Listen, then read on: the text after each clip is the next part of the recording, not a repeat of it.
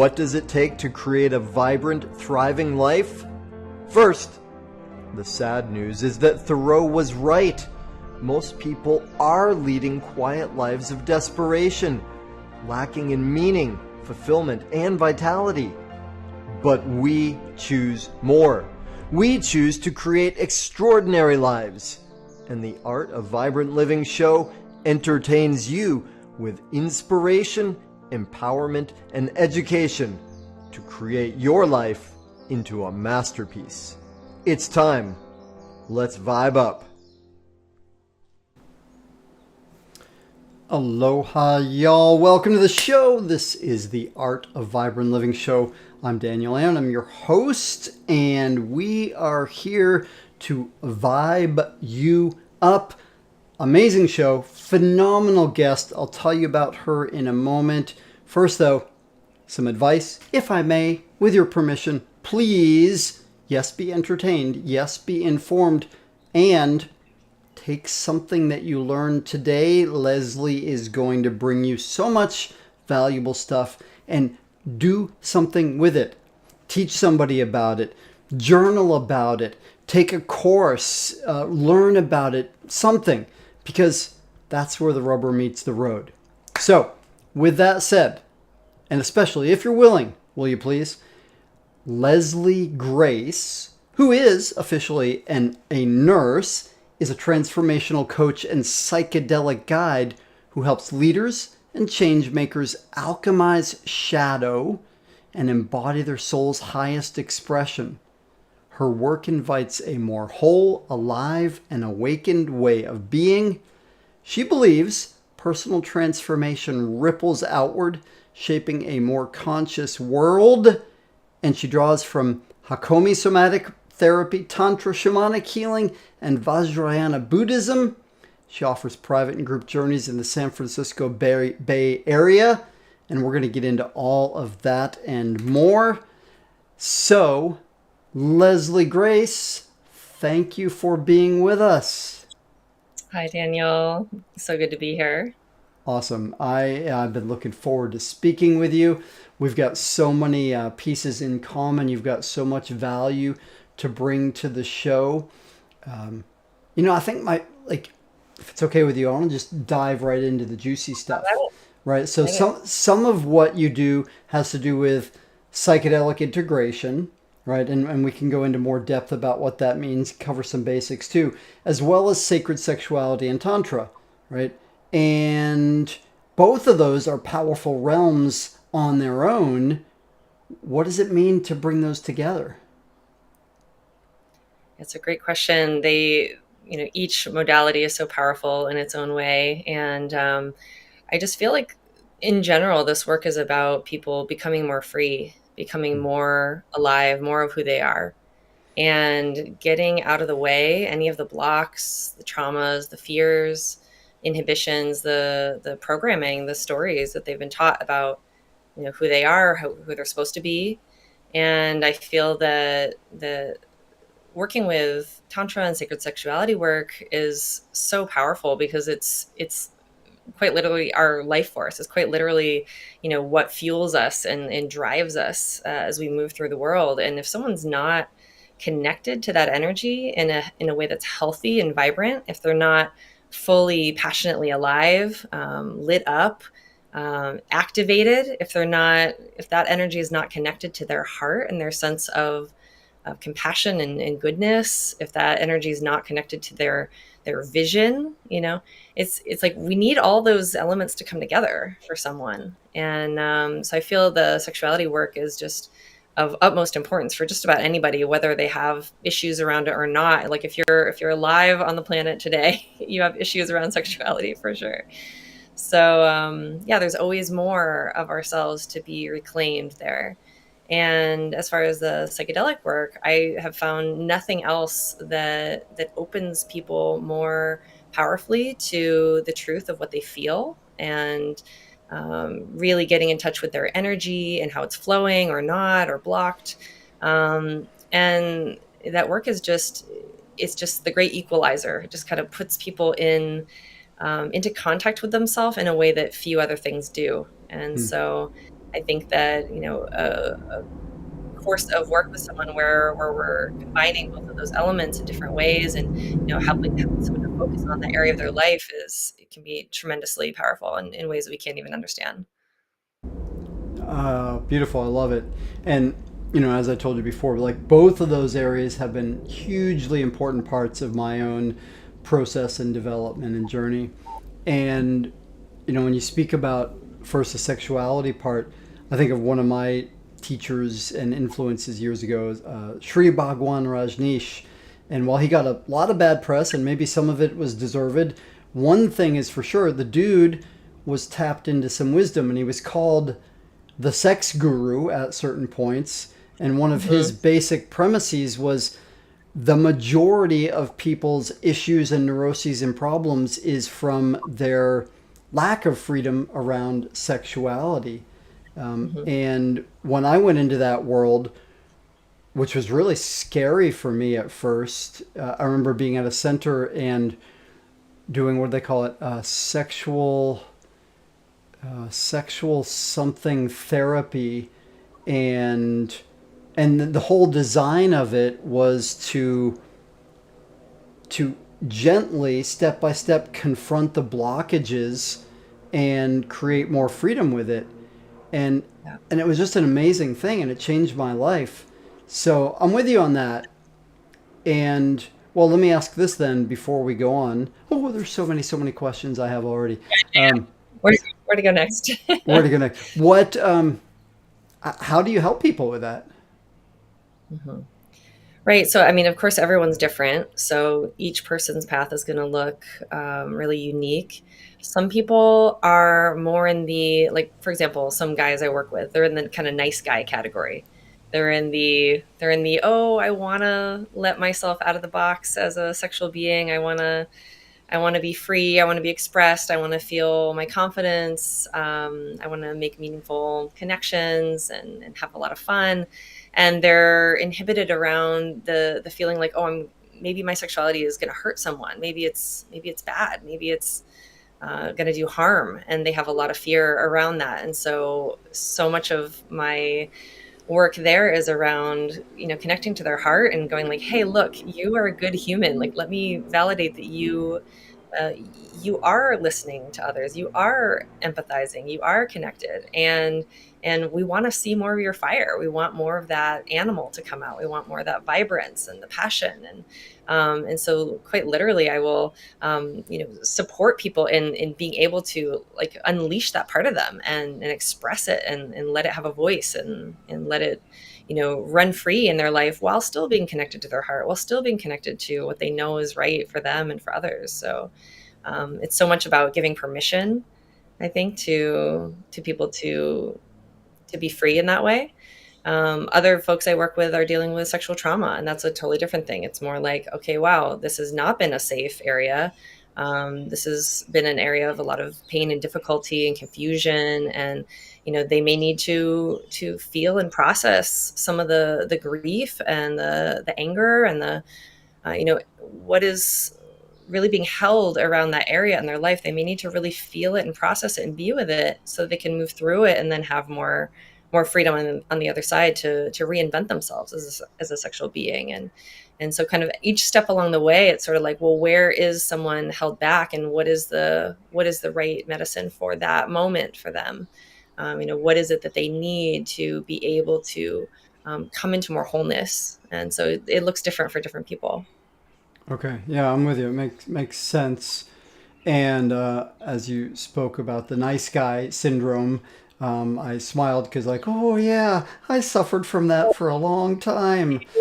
Yeah. Yeah, it's gosh, yeah. Anyway, we'll move beyond that now, and hopefully, I've moved beyond that a little bit at least. Anyway, so everybody's different, and your work is about helping them free up, right? Get beyond the constrictions, whether that's Mr. Nice Guy syndrome or trauma, lack of expression, whatever it is. And Or someone's heart just closed and kind of, defended, and yeah, so many reasons why, yeah. Yeah, I mean, so many of us have, a relationship that hurts when it ends, and we just shut down, right? Um, so, what can you say any more about like how what it looks like in terms of your work with people? Is it conversations? I know you have a background in somatic work. You have a background in nursing.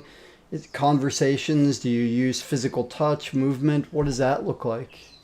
Right, yeah. So it's really, like I said, it's unique for each person, but so I am trained in Hakomi somatic therapy, and that is really the basis of the work that I do.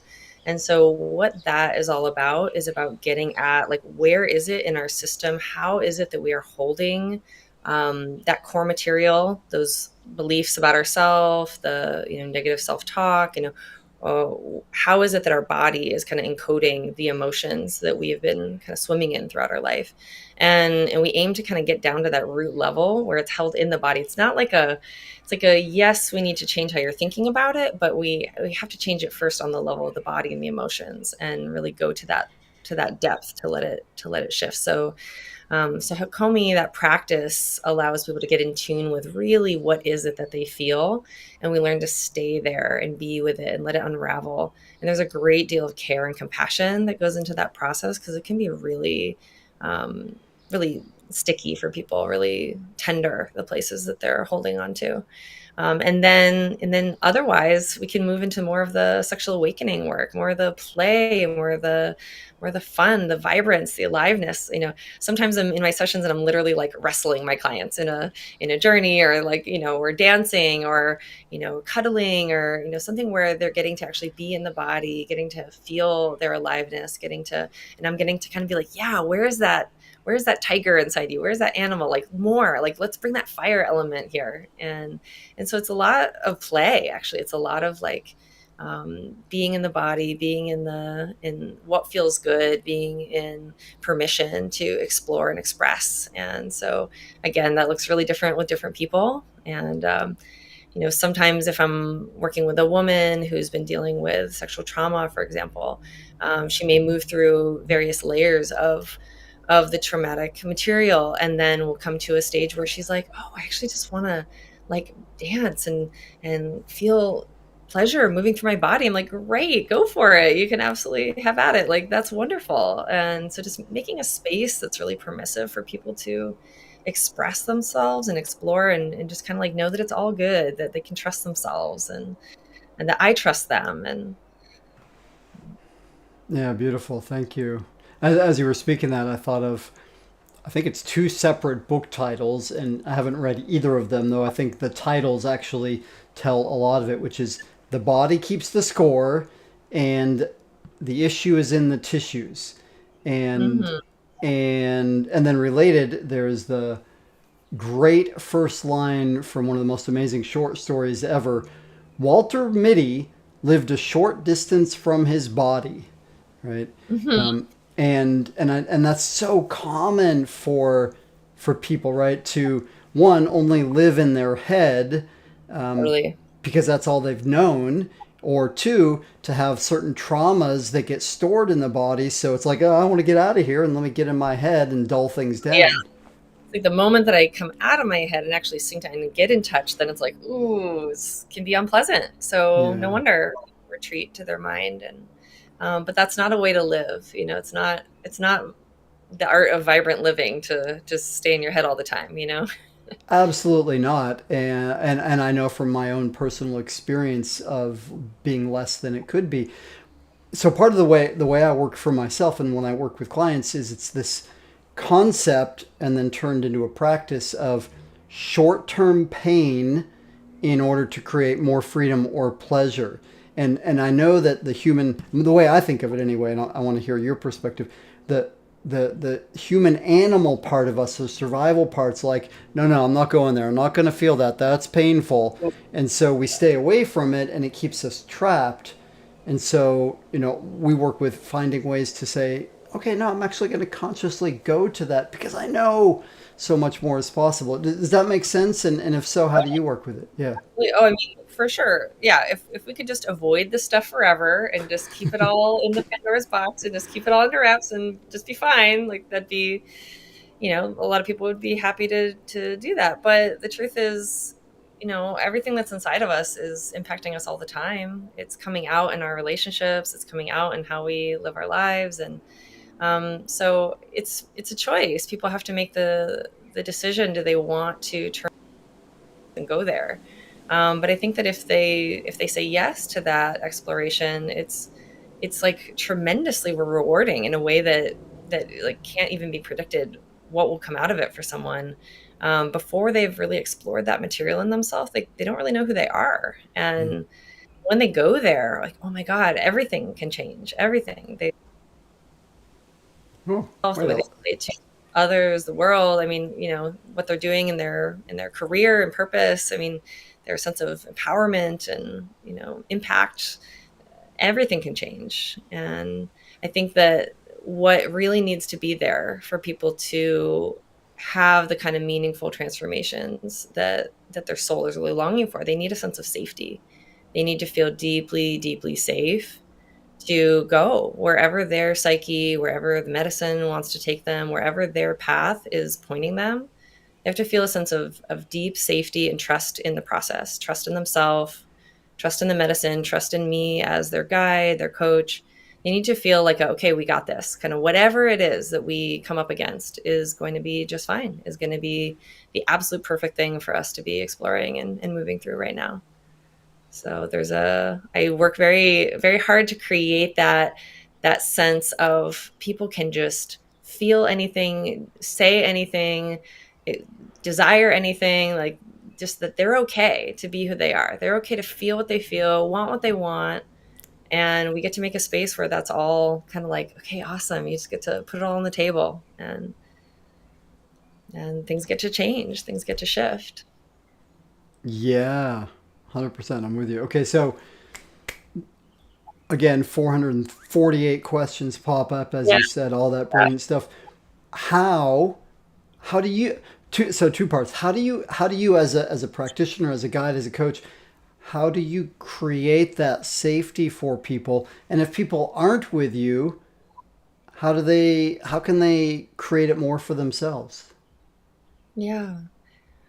So, one of the biggest pieces of Hakomi somatic therapy, one of the biggest pieces of that practice is around attunement to the other person and to reflecting back to them really clearly and accurately what it is that I see in them, what it is that I'm hearing and what they're saying, how Hmm. it is I'm observing them in their body, and it's like all of these there's like 18 million little tiny pieces of data that I'm collecting on them, and I'm able to say like, oh wow, it's really like this for you, isn't it? And they're like, yeah, it really Hmm. is. Hmm. Or they might say, it's not quite like that, it's more like this. And it's like, Hmm. oh great. And so we get to kind of hone in on really exactly where is the crux of the issue. What is at the epicenter? What does that deeply feel like for them to be in that place? And when they know that I'm with them there in it, where I'm holding them in that place with unconditional love and with curiosity, that place automatically wants to shift. It automatically opens and reveals more. It automatically finds resolution. And so that can take as long as it takes. That can take time. There can be resistance to the process. There can be like ooh, I don't want to touch that door. Ooh, I know what's behind that door and I don't want to go there. And then we're kind of like, okay, yeah, you don't want to go there. We're just going to hang out right here outside the door and just stay as long as we need to. And I'm right here with you as we're outside the door. Hmm. So it's not about like pushing anything in any direction to make anything happen. It's more like following the organic unfolding of life. Where does this person's psyche want to take them? Where does the medicine want to take them? What is the path of life showing us? Hmm. Beautiful. Okay, I'm with you. When so you've spoken a couple times about working with people in terms of creating more safety and freedom, sexual energy, life force energy, and then you've also brought in where does the medicine take them? And again, lots of questions pop up. The first one though is those are both racy topics, right? Kind of taboo in certain circles, most circles, right? Don't speak about those things. Don't speak about them. Don't work with them. And have you, I imagine, I don't know, but have you received any kind of criticism or fear about bringing that forward into the world? I mean, certainly working with two taboo areas is, there's some very real need for caution there. There's some very real need for legitimate training and skills moving into that. It's one thing for someone to have a beautiful experience and then say, I want to guide people in this and that, and it's another to really like cautiously and carefully gain the skills and wisdom and tools. And I've been practicing each of those modalities and methods over years of time, and it's only been in the last year or two that I've been really combining that work together.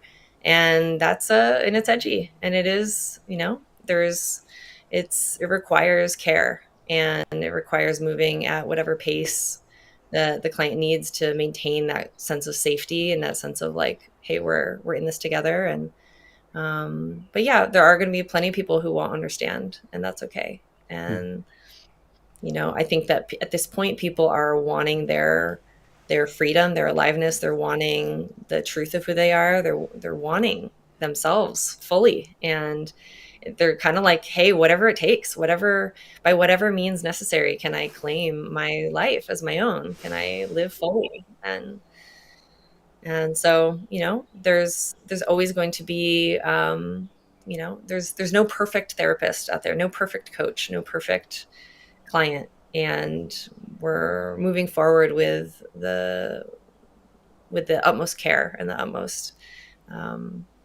patience for the process. Yeah, beautiful. Well, and we're at such an exciting era for, especially with psychedelic therapies, right? Because there's just so much growing awareness in culture, so many renowned teachers and authors who are speaking about it openly, investing in research. Like there's so many people now I meet that say, "Oh yeah, I've been doing this," or microdosing, or doing this kind of psychedelic therapy for death and dying, or whatever. I'm like, really? You? Oh wow. Okay. It's like it's so much more mainstream than it used to be, Right. and still I think illegal in probably a lot of places. Um, but anyway, we'll leave that aside. So I want to rewind for a minute because you spoke about safety, right? And I love what you said about the way you work with people gently without pushing. Excuse me, meeting them step by step. Like, okay, if this door is closed, then we'll just hang out here, and at a certain point, maybe we'll open it, right? And I think of it like sometimes when I work with people with breath, sometimes we go to the edge of the cliff and we're like, yeah, I'm just going to look at it for now and let me step back. And then, maybe the third or 10th time we're like, okay, I'm ready to fly now or jump into that. What is there anything? Well, can I ask you a personal question? Sure. Is there anything in your own experience where you encountered some of that to to need to or find more trust and safety in yourself? Was there anything that you overcame in your own journey that led you into this kind of work? Oh, sure. I mean, I dealt with some sexual assault in my teenage years that I put out of my mind for a few years, just because I was like, well, I don't want to think about that, and kind of just put it in the deep freeze for a while until it got kind of reopened and activated for me, and I was able to really feel and express my anger at that point, and boundary setting, and like, fuck that, that's not a way to for anyone to treat other people. And I went through a whole process of kind of reclaiming my connection to my body and my pleasure. And I feel like I have totally moved through that traumatic episode by meeting it with Hmm. care and compassion. And I had a boyfriend at the time who was really really loving and sort of like, hey, yeah, like I'm here for it, like whatever it takes, like let's be with it. And So we were moving into sexual connection, and I was just letting myself have access to my emotions and that traumatic material. And there'd be moments where I'd have to like push him away and scream and be like, don't touch me, kind of all that stuff. And then there'd be times where tears would just be flowing and he would just be holding me. And then times where I was like, wow, like this is my body, this is my pleasure, how beautiful, how marvelous. And it's like it wasn't necessarily a pleasant process to have to go through, but I don't know that I'd be who I am without it. So I feel like our traumas and our blocks and our hangups, it's like it's all that we get to overcome. Not like, oh, we have to overcome it, like we get to, and then we get to blossom into these beautiful beings that we are. So I wouldn't be who I am without that. And it required that really slow, careful reapproaching of it, and allowing that emotion through and the energy through, and all the little energetic threads just get to find where they belong. And I love that. That's beautiful. So, two things come to mind for me with that. One, let's applaud your courage, your willingness to face what maybe had been repressed or suppressed before, to move through the pain and the trauma, and to allow yourself to feel what you needed to feel. And then on the flip side, your boyfriend at the time, who was willing to be there for you. And and so the question that brings for me is, I suspect, and I guess because I can relate to it to some degree myself, and I think there's probably a lot of men that are currently with this, which is that could be really confronting for a man, right? Because to take a man's ego out of it, and so many men are programmed with this distorted egoic structure around what a man means in sexuality. And if a woman has any kind of reaction, that can be confronting, and oh, I'm no good and I'm bad and all that stuff. So if that makes any sense, what would you advise men if they're with a woman who is moving through some stuff like that? yeah, great question. I would advise to get curious. Get curious, like, hey, what's going on for you? Hmm. What do you want?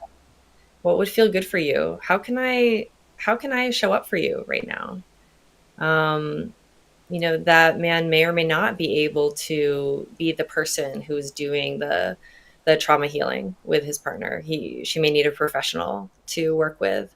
Um, but getting curious is always a good idea. It's always a great idea, and even when there's no particular trauma on board, and it's more of a like, how do we have more pleasure here? What would feel good? It's like always good to get curious. Like, like how what's your fantasy? What's your desire? Like, what would feel the most pleasurable for you? Like, how can I bring you the most joy right now? Because everyone's different, and I mean, if a guy's trying to just kind of assume, oh, he knows everything about sex, and oh, he's the sex god, and oh, he's watched a bunch of porn, and that's gonna, unfortunately, that's the worst training ever for how to have meaningful sexual experiences. So, getting real with the person that's in front of you, and getting curious and open, and being willing to take feedback, being willing to adjust, and kind of like, oh, okay, thank you so much for letting me know. Great, let's move into the direction of that.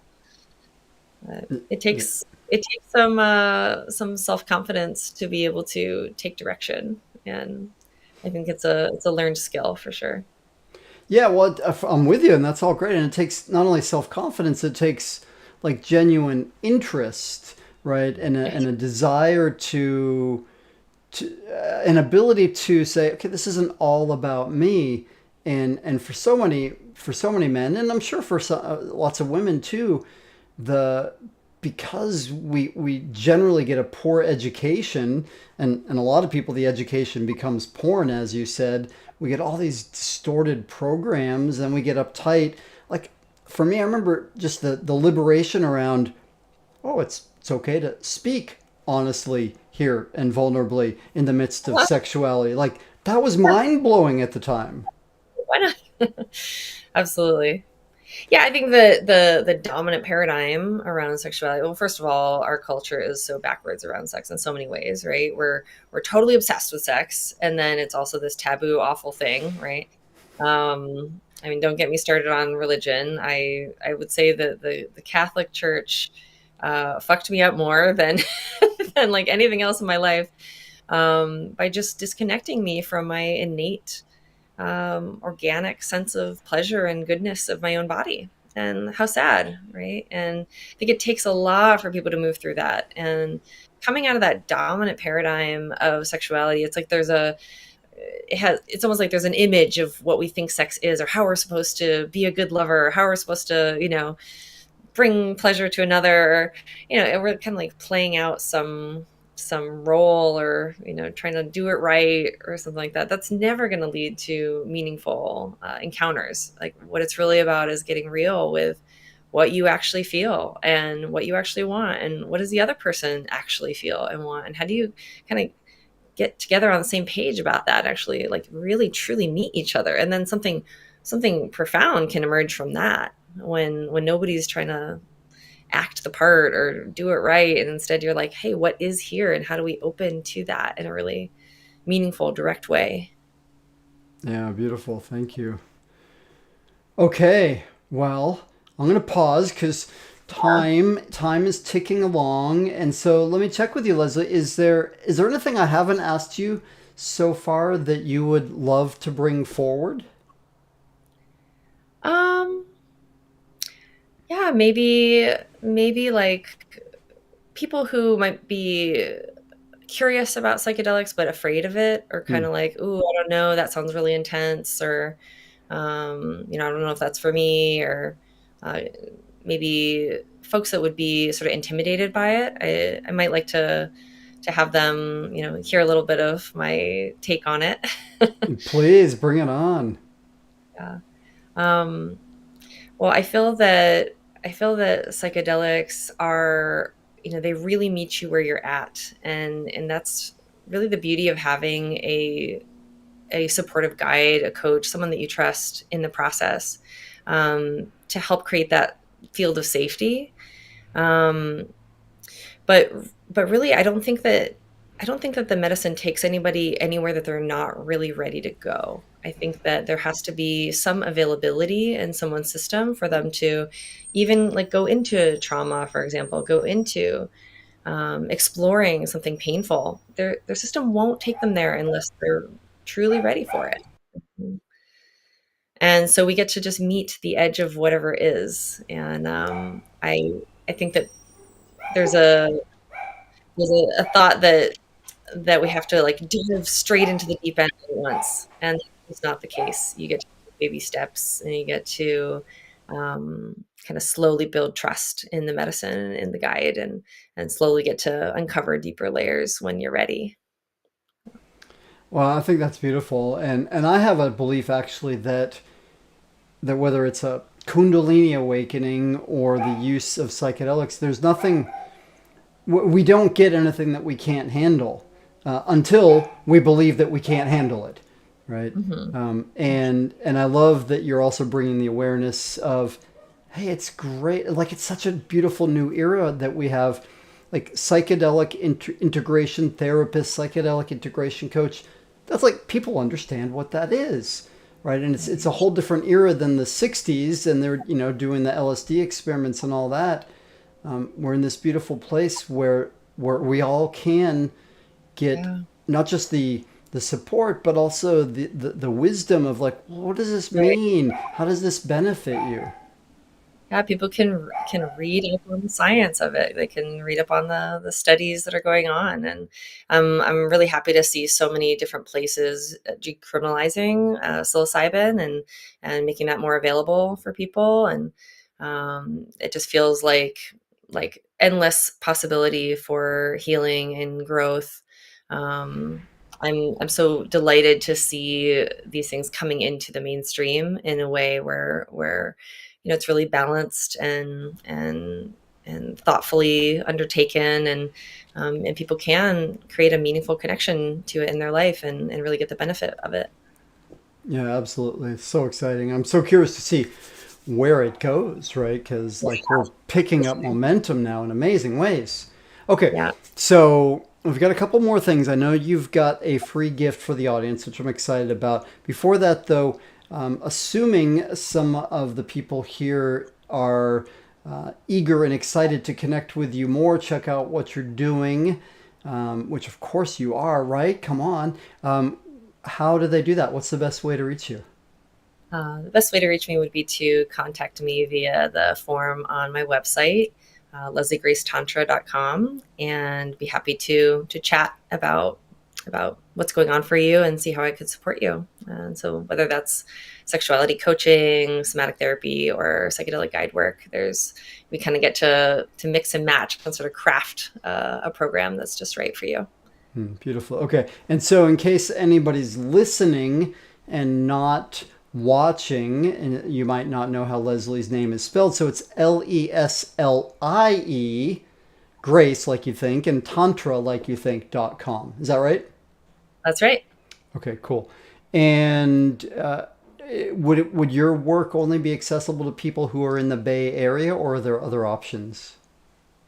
So I work with people over Zoom for coaching work. And so that can be, people can be anywhere for that. Other times people will do a course of coaching over Zoom or preparation work for a journey over Zoom. And then they'll fly into the Bay Area to do a day long experience. So that's also an option.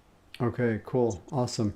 All right, now the kind generous gift that you've offered to our peeps, would you like to say what that is? Sure. Yeah, this is a recording of a class that I put on with a colleague of mine, and the class is called Sex and Psychedelics. And it was a course that we taught as part of a psychedelic training program. And we were guest teachers on it. So you get to hear a little bit about our take on how those two fields interact. Okay, cool. And so I have on the screen now how to get to that. It's a URL, and I'm going to just say it out because it's all spelled pretty simple. Subscribepage.io/sex and psychedelics. And you can look up any of those words if you need to, because some of them might be tricky to spell. That's okay. Well, only the psychedelics one. That is often misspelled. You can also get that free gift by going to my website, lesliegracetantra.com. Okay, perfect. Beautiful. Okay, lesliegracetantra.com. I love it.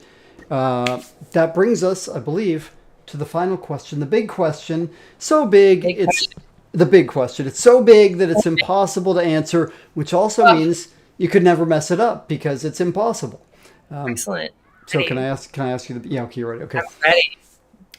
you, especially Leslie, have so much experience in so many different realms. Like you've really gone deep into your studies and your practices and your own evolution. If I were to obnoxiously ask you to distill all of that down to just one thing only you could share with our audience that will help them to live their most vibrant, thriving life, what's that one thing? Trust the process. Trust your body. Trust what's showing up for you. Trust that you're being pointed in the right directions. Trust what shows up is beckoning you to your truth and to what's real for you. And you just get to follow. You just get to follow and trust. And that's all we're doing. That's all we're ever doing. Oh, that's beautiful. Thank you. Yeah, trust in the process. What's showing up is just what you need in this moment.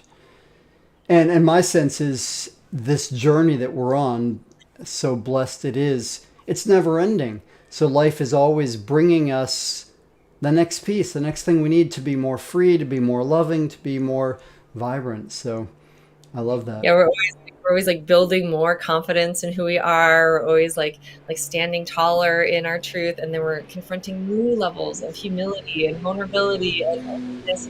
Wow, so much we learn. We feel like, oh, I know so much, and then we just learn how little we know, and we're kind of back at the as being a perpetual learner and student of life all the time. So, what a blessing to keep exploring. So much fun. I'm with you. Okay, cool. Well, Leslie, thank you, one, for investing this time to be with us, and two, for your courage and commitment to delve so deeply, to make such big transitions in your life and work, to have the courage to face the dark and difficult things, and that healing and your courage has brought so much wisdom to be able to share with us and your work. So thank you. I just want to say one more thing, and thank you so much for sharing all that. The last thing I want to share is just that the the path of personal transformation is about so much more than ourselves. We got to put on our own oxygen mask first. We got to get ourselves aligned, integrated as with as much clarity, as much love, as much empowerment as possible. But then we get to pay it forward. We get to go out into the world. And we get to serve life. We get to serve our communities and bring our love and bring our wisdom to everyone else to help heal the world. So this is a ripple effect in process. It's about getting ourselves dialed in and then like going forth and doing something meaningful with it. Absolutely, I love it. We're all in this together. So, well said. Thank you. And my biggest thanks go to y'all who are in the audience. And what happened to my camera? Where'd it go? That's so weird. Weird things happen sometimes. Well, so it goes. Thank you for being here, y'all. I love you. I love that you're interested in vibrant living. Not just interested, you're doing something about it, which on that note, again, check out Leslie, check out her website, check out that free talk that she offered you. Do something with this, because as you grow in your vibrancy, your freedom, just as Leslie said, you are empowering the world. You're making the world a better place. So y'all, thank you so much for being here. I love you for it. See you soon. Aloha. Mahalo for tuning in to the Art of Vibrant Living show, y'all. I'm Daniel Aaron, and may you live with great vibrancy.